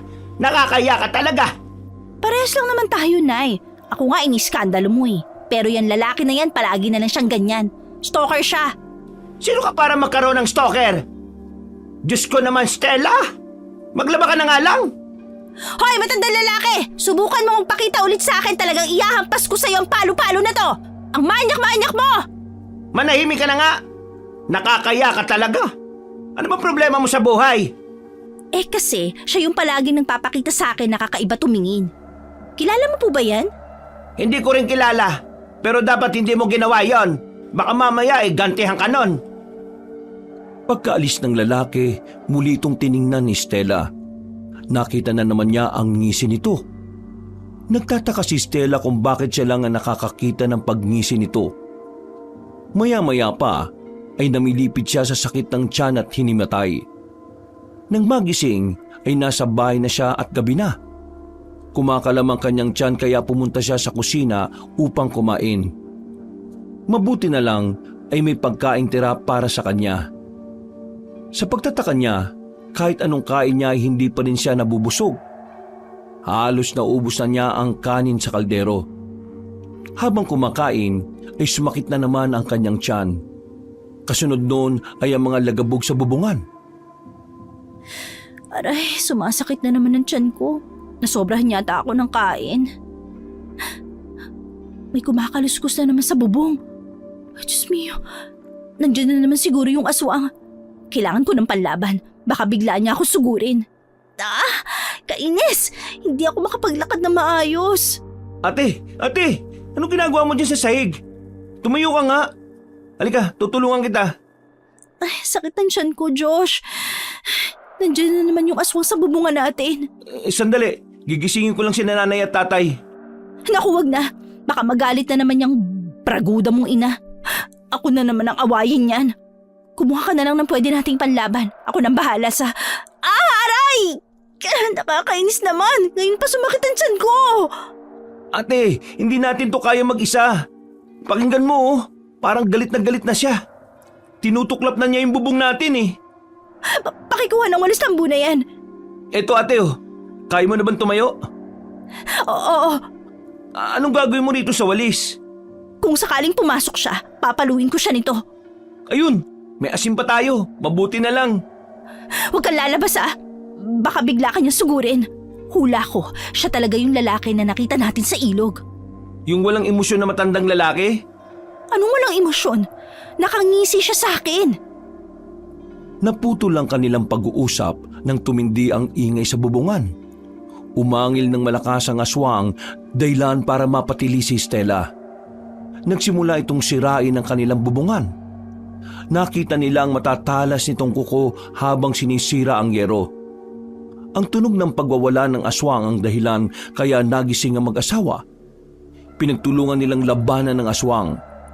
Sinubukan ni Josh na sabuyan ng asin ng aswang, ngunit mas lalo itong naging agresibo. Hinampas ito ni Maylin ang buntot pagi. Pero hindi ito masyadong ininda at tuloy pa rin sa pagsira ng bubong. Nakatutok ang tingin nito kay Stella habang naglalaway ng malapot. Umalis ka dyan sa bubungan namin! Harapin mo ako! Sa labas tayo magtaos! Sira ulo ka!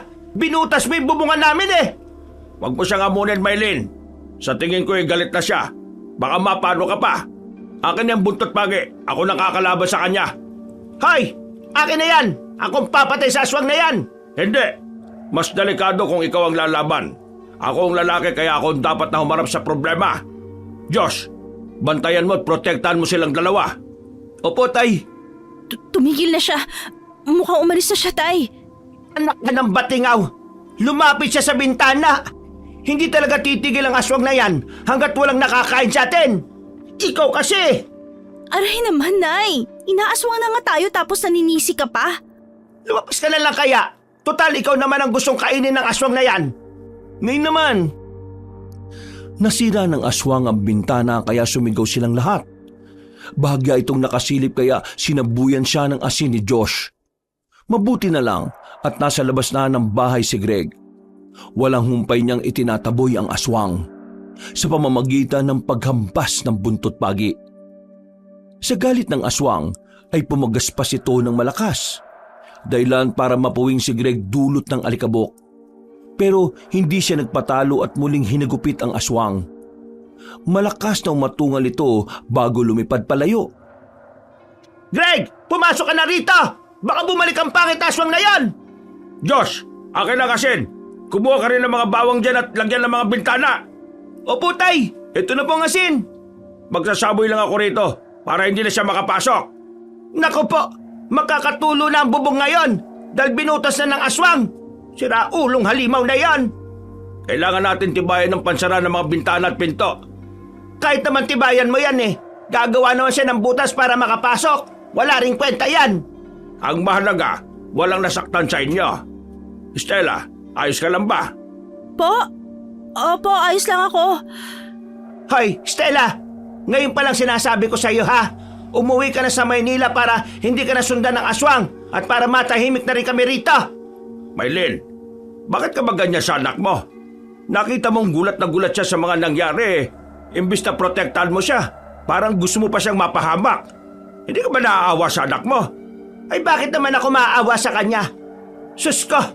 Tigilan niyo nga ako sa mga drama-drama ninyo! Kahit minsan naman, Nay. Sana nagpanggap man lang kayong may paki sa akin. Sige, kung yan ang gusto mo, bukas na bukas din aalis na ako rito.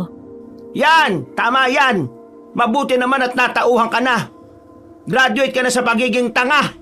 Umuwi ako rito kasi sabi ni Tia, mas maiintindihan at makikisimpatya siya sa akin ng sarili kong ina. Ang sabi niya, hindi matutumbasan ng pagmamahal at pag-aalaga ng nanay kaysa sa mga kamag-anak lang. Yun din ang nakikita ko sa ibang pamilya eh. Pero bakit ikaw hindi? Bakit iba ka? Mas gusto mo pa akong ipain sa aswang kaysa magambala ang tulog mo. Totoo palang hindi lahat ng pamilya may maayos na magulang. At isa ka na ron. Sana hindi nyo na lang ako binuhay para hindi tayo humantong sa ganito. Eh bakit? Gusto ko bang mabuo ka? Kung hindi ako pinagsamantalahan, wala ka sana! Ano po? Gusto mo ng katotohanan? Ayaw ko na sanang sabihin pa sa'yo pero pinipilit mo ko eh. Hindi kita gustong iluwal. Ilang beses na nga kitang sinubukang alisin sa sistema ko kung hindi lang dahil sa nanay ko. Ngayon, alam mo na, sa tuwing nakikita kita, mukha ng lalaking nanamantala sa akin ang nakikita ko. O ano? Ayos na ba tayo sa pagbalik sa nakaraan? Hindi ko po alam. Kaya naman pala wala kayong pakialam sa akin. Sana nga hindi nyo na lang ako binuhay eh. Baka hindi pa to nangyari. Stella, Papasok na po ako sa kwarto. Mag-iimpake na rin po ako. Maraming salamat po sa pag-iintindi sa akin wala akong kakapitan sa oras ng madilim na bahagi ng buhay ko. Ang drama ng batang ito. Hindi na lang pumasok sa kwarto. Parang tanga. Maylin, ano ba? Stella, huwag ka na lang umalis. Matatapos din itong kalbaryo natin. Bukas na bukas pupunta tayo sa albularyo para maitaboy natin ang aswang. Hindi na po kailangan. Babalik na po ako ng Maynila. Natulog na naman si Stella na may sama ng loob sa kanyang ina. Matapos ang ilang araw ay nakapagdesisyon na siyang umalis. Handa na siyang umalis pero nagbadya naman ang sama ng panahon. Sa kasagsagan ng bagyo ay nakita nilang patay na ang mahigit na kalahati ng alaga nilang manok. Alam nilang aswang ang gumawa noon dahil puro laman loob lang ang kinain. Basag-basag din ang mga itlog na parabang sinadyang wasakin. Kahit matindi ang lakas ng ulan ay hindi nagpatinag ang kanyang ama para asikasuhin ang mga namatay nilang alaga. Hindi rin sila nakaligtas sa pag-atake ng aswang, pero dahil marami na silang imbak na asin at bawang, nagawa nila itong labanan. Nang matapos ang bagyo, nagpasya ang kanyang ama na dalhin siya sa albularyo. Pagka-uwi nila ng bahay, wala roon ang kanyang ina at kapatid. Walang tao. Nasaan kaya ang mag-inang yon? Baka nasa manukan po siguro. Baka nga. Oh, Stella, narinig mo naman ang sinabi ng albularyo. Huwag mo raw tatanggalin ang rosaryo sa leeg mo. Magsuot ka rin ng itim na damit o takpan mo ng itim na tela ang tiyan mo. Yung holy water, palagi mong dalhin yan ha. Para kung sakali mang lapitan ka wisikan mo lang. Opo, salamat tay. Hindi mo naman kailangan mag-abala pa. Hindi naman na ako magtatagal dito para hindi na kayo madamay pa. Huwag kang aalis. Huwag mong intindihin ang nanay mo. Puro lang naman yung bunganga Ganun talaga ugali nun. Pero nag-aalala din yun sa'yo. Patas lang talaga ang pride niya. Siya yung tipo ng tao na ayaw ipakita yung totoong nararamdaman. Ay nako, kilala ko na yung nanay mo. Nung nalaman ko po ang nangyari sa kanya, nakonsensya ako pero wala rin naman po ako magagawa Ay, intindihin mo na lang. Ayos lang po. Sanay na po ako sa kanya. Konting unawa na lang siguro, Stella. Alam mo kasi, hindi naman lahat na matatanda nagmamature ang utak. Akala nila sila palagi ang dapat intindihin, imbis na sila dapat ang makaintindi. Lagot ka talaga tay kapag narinig ka ni nanay. Baka ikaw na ang paluin ng buntot pagi. Sikreto lang natin yan ha. Huwag mong ipagsasabi kahit kay Josh. Opo. Tay, nandiyan na po pala kayo. Ano po? Kaawaan ka ng Diyos. Siya ka ba galing, Josh? Nag-check po kasi kami ni nanay ng mga manok at pinili yung mga itlog na pwede pang ibenta. Ganun ba?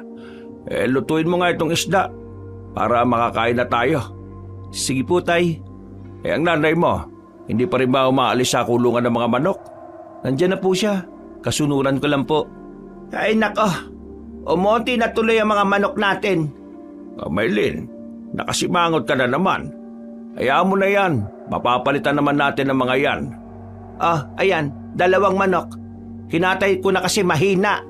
May ulam na kaysa mamatay lang. Hirap talaga ng sinasalot eh. Ay, nakatingin ka na naman sa akin. Oo na, ako na ang salot. Hayaan mo kapag okay na ako, aalis na ako dito. May sinabi ba ako? Ay nako, ipagtimpla mo nga ako ng kape. Nang may pakinabang ka naman. Josh, luto mo yung manok. Wala akong ganang pagsilbihan kayo. Ay, Nagdadabog ka ba? hindi po. Ako na pong bahala sa mga manok na to. Kumusta po pala yung pagpunta niyo sa albularyo, Tay? Ayun, pinaalalahanan lang siya at binigyan kami ng mga pangontra. Yun lang po. Walang sinabi kung bakit inaaswang si Ate Stella. Ang tangi lang niyang nasabi may kinuha raw si Stella nang hindi nagpapaalam kaya naging target siya ng aswang. Ano raw ang kinuha? Wala siyang sinabi. Anak ng teteng naman oh. Bakit naman may paganyan pa? Bitin ng kwento. Anong trip ng albularyong yon? Stella, may ninakaw ka ba? Wala akong matandaan. Kinuha, ate. Hindi kaya inaswang ka dahil sa kinuha mo mga bunga ng mangga? Ano sinasabi mo? Anong bunga ng mangga? Hindi ba kayo sinasabi sa amin? Kasi po, Tay, naglalakad-lakad po kami nung nakaraan para umiwas sa bunganga ni Nanay. May nakita po kaming bahay na may mga puno ng mangga sa bakuran. Ayun, pumitas po si ate ng bunga nang hindi nagpapaalam. Yun ba? Wala namang may-ari eh. Nagtawag pa nga tayo, di ba? Tsaka napakaraming bunga nun. Hindi naman kawalan ng konting bunga. Ay tanga ka talaga. Kung nahuli ka roon, talagang kulong ka. Hindi lang po yun ang problema. May nakasabit sa puno na isang maliit na boteng may papel sa loob. Anak ng teteng. Bakit hindi mo sinabi sa kanyang huwag gagalawin ng may ganoong bote? Ibig sabihin nun ay hindi ka nila titigilan. Sumpa yun sa mga nagnanakaw ng bunga. Nay, ilang beses ko pong sinaway pero hindi po siya nakikinig eh. Kaya naman pala nakandaleche-leche ang buhay natin eh. Sira ulo ka talaga. Ang sarap talagang pingutin ng tenga mo. Aray ko! Maylin, tama na.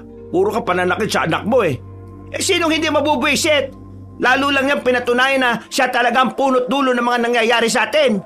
Hindi mo nga kailangang saktan. Kaya sumasama ang loob ng anak mo sa iyo eh. Stella, bukas kapag umayos na ang panahon, pupuntahan natin yung bahay na yon para kausapin sila ng matapos na ito. Kinabukasan, pumunta sila sa bahay at kakausapin ang namamahala ng manggahan. Alam ng kanyang ama na ang may-ari nito ay nasa abroad at caretaker lang ang naroon. Pero walang tao sa bahay ng puntahan nila. May nakakita sa kanilang kapitbahay at sinabing wala ang tagabantay roon dahil umuwi sa kanilang probinsya. Buwanan daw kung umuwi ang magkapatid na caretaker at 1 linggo bago bumalik. Wala silang nagawa kung hindi ang umuwi na lang. Pag-uwi nila ay naglagay sila ng mga pangontra sa bahay. Kinagabihan, muli na naman silang ginambala ng aswang. Bandang 6:00 ay isasara na dapat ni Stella ang bintana nang may biglang lumapit na matandang lalaki. Hinawakan siya nito sa braso habang nakangiti. Hindi kagad nakagalaw si Stella dahil sa pagkagulat. Nakita niya kung papaanong unti-unting nagbagong itsura nito at naging aswang. Balak siyang tangayin ng aswang kaya kumapit siya sa kahoy ng hamba ng bintana.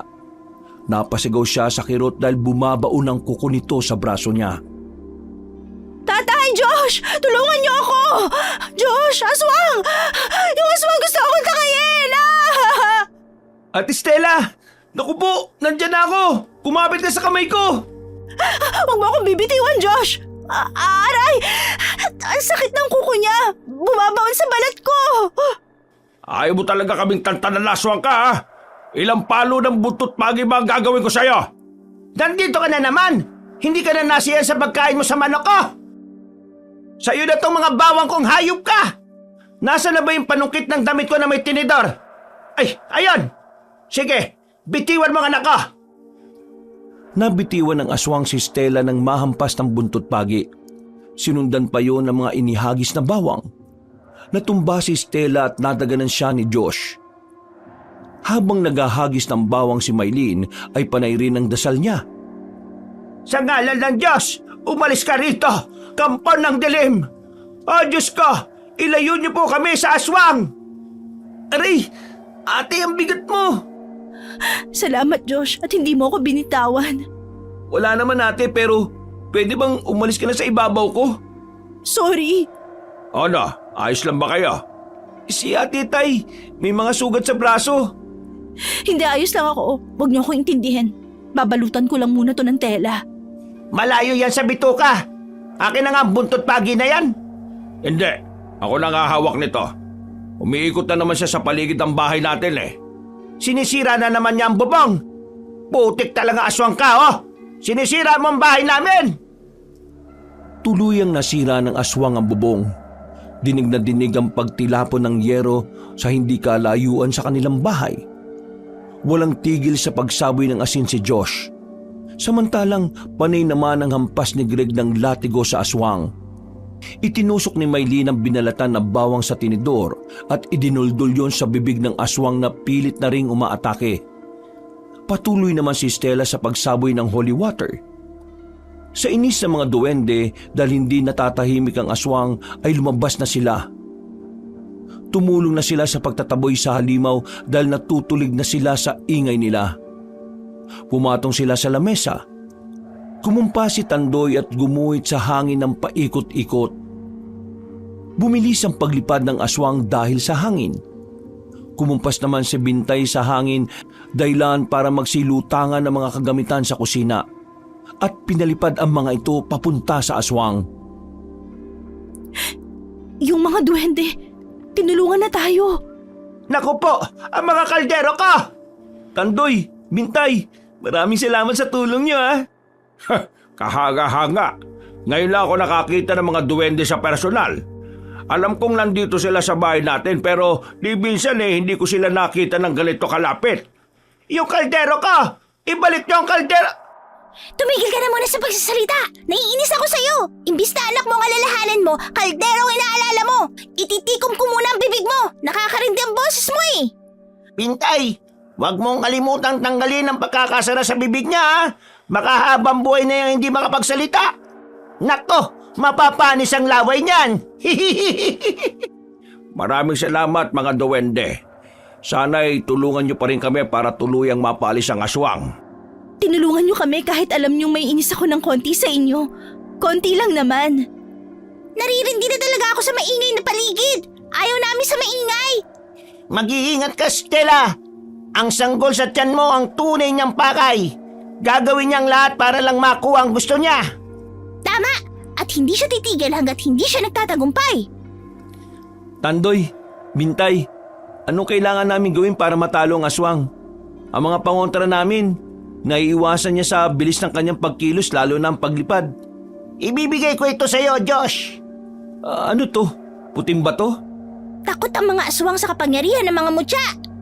Mutya? Anong klaseng kapangyarihan ba meron to? Simple lang ang kapangyarihan niyan. Kaya niyang palabasin ng mga langgam at palibutan ng nilalang na yon. Aatakin nila at kakagatin hanggang sa mamaga ang katawan at tuluyang mamatay. Langgam? Sa papanong paraan namin magagamit ang mutya na yan? Una, kailangan yung ibato ang mutya sa lupa. Pangalawa, ay kailangan bumaba ng aswang. Sandali, paano namin mapapababa ang aswang? Tutulungan namin kayong gawin yon. Pero para mapalabas natin siya, ay dapat tayong gumawa ng pain. Pain? Oo, at yon ay si Stella. Ha? Gusto niyo akong ipain sa aswang? Paano kung mapatay niya ako? Magtiwala ka sa amin. Hindi ka namin pababayaan. Sandali, may pagkadelikado yung naisip niyo eh. Gaya ng sinabi ko, kailangan niyong magtiwala. Bago pa man muling umatake ang aswang, ay pinalabas na nila si Stella. Sa utos ng duwende ay gumawa sila ng pabilog sa lupa gamit ang asin. Pinapwesto nila sa gitna si Stella. Inilapag ang mutya sa loob at naghintay sa pag-atake ng aswang. Malakas na pagpagaspas ang ginawa ng halimaw kaya nahawi ang pabilog na asin. Dinagit nito si Stella. Kita sa mukha ng aswang ang pagtataka nang mapansin na hindi pala tao ang nadagit niya kundi isang putol na puno ng saging. Galit na galit ito dahil nalinlang ang paningin niya ng mga duwende. Bago pa makalayo ang aswang ay may lumitaw na lambat na nagkulong sa kanya at hinigit siya sa lupa. Nagsimulang kumilos sa mga langgam na naghihintay sa kanyang pagbagsak. Pinagkakakagat siya ng mga ito. At tungal na nagmamakaawang aswang ang narinig nila ng gabing yun habang pinagpepiesta nito ng mga langgam. Siguro naman madadala na siya dyan. Sa tingin ko naman. Mga duwende, ginamit ng aswang ang kuko niya para makaalis sa lambat. Nakatakas na siya! Huwag ka mag-alala, Stella. Sigurado akong hindi na babalik yun. Sigurado ka ba dyan? Ayoko na siya makita pa eh. Hindi na yun uulit. Siguradong magana ang katawan niya. Ang galing talaga natin, Bintay. Tayo talagang pinakamagaling na duwende. Hindi ko alam kung paano kayo mapapasalamatan. Palagi lang kayo mag-alay ng pagkain. Masaya na kami ron. Eto na mutya, Tandoy. Ibabalik ko na sa'yo. Pinili ka na ng mutya para mga laga sa kanya, kaya gumana yan kanina. Naway gamitin mo lamang sa mabuting paraan. Palagi kaming nakabantay sa inyo. Maraming salamat. Maraming salamat sa tulong niyo. Walang anuman. Bintay, halika na. Ay, teka muna. Tanggalin mo pala muna ang mic sa bibig ni Maylin. Kapag tinanggal ko yan ngayon, siguradong bubungangain na tayo. Wala na tayong magagawa. Matagal na siyang bungangera. Makinig ka, Maylin. Bibigyan ka ulit namin ng magandang takbo ng negosyo, pero uunlad lang yon kapag naging mabuting tao ka na. Ay, mga pasaway, yung kalderot kasirola ko, ibalik niyo. Ha? Nakakapagsalita na ako. Mabuti naman. Hay, Greg, may boses na ako. Oo nga. Stella, sa susunod na linggo kapag umuwi na ang caretaker sa bahay na yon, pupunta tayo para makipag-usap. Opo. Sige na, magpahinga na kayo. Alam kong napagod kayo. Nagulat na lang sila at nagsibalikan ng mga gamit sa kusina na parabang itinaboy ng hangin. Pagkatapos noon ay biglang naglaho sa paningin nila ang dalawang duwende. Payapa silang nakapagpahinga ng walang alalahanin. Tanghali na silang lahat nagising dahil sa pagod. Nang araw na yon, bumalik ulit sina Greg, Stella at Josh sa lugar kung saan namitas ng mangga si Stella para makausap ang caretaker nito. Pero wala pa rin tao ang bahay. Nakausap nila ang kapitbahay ng mga ito at sinabing hindi pa raw nakababalik ang dalawang caretaker dahil namatayan sila. Nalaman nilang ang ama raw ng mga yon ay namatay sa matinding allergy. Lumipas ang ilang araw ay muli silang bumalik sa bahay na yon. Pero nalaman nilang iba na ang naging caretaker nito. Nakipagkilala sila at nakipagkaibigan. Natuwa sila dahil mababait ang mga bagong kapitbahay. Mabuti na lang nakalayo na tayo sa bahay na yun. Natatakam ako sa mga mangga eh. Naku ate, pigilan mo yan. Mabuti na lang talaga at hindi ka kumuha ng bunga. Madadagdagan ang problema natin yan eh. Kaya nga, mabuti pa umalis na tayo para hindi na ako matakam. Pero napansin ko, wala na yung maliit na boteng nakatali sa sanga ng mangga na yun. Sino kaya nag-alis? Mabuti pa nga. Pero nakapagtataka talagang nangyari sa ama nila eh. Hindi kaya...